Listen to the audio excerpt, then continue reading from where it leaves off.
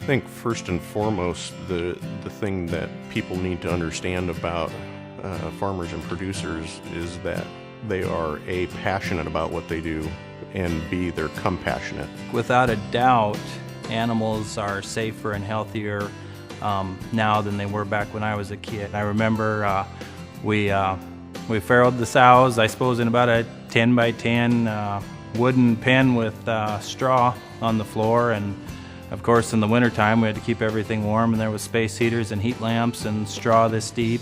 On our farm, growing up as a little girl, I also went into our chicken barn every day and picked eggs.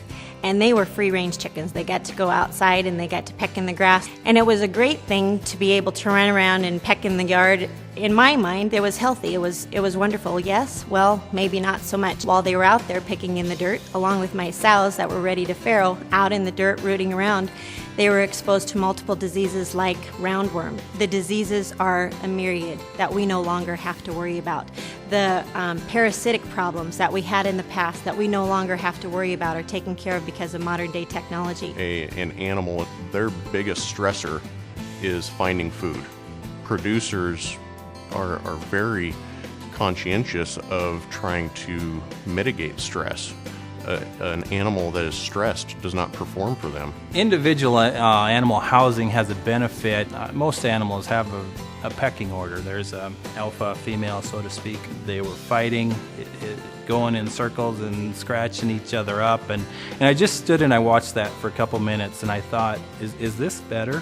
Whereas in an individual situation, they don't have to fight for food that is extremely necessary for them to produce a large, healthy litter. They're not being pushed away from the food trough by the more dominant animals. Animal agriculture today is, and I'm comparing it to when I grew up in the 70s and 80s, is so much more advanced. I listen to my dad talk, and he doesn't raise pigs anymore. I listen to my dad talk about, I never want to go back to raising pigs again. And if I could just get my dad into a modern facility to show him the care for the animal and the environmental controls and how much easier it is to work in these facilities that are designed for animal movement, I think I could change his mind. And even comparing that first farrowing barn to what we have now, when it would get hot in the summer, we had fans, ventilation, but a lot of times ventilation just blows in more hot air, and we had drippers down on the sows, and it would just be a hot, humid environment. Today's technology has evolved. They have the ultimate environment with heating mats, heat pads. If the temperature warms up, they open up fans in the ceiling, they open up ventilation fans on the side of the building, and they pull that cool air through the cool cells.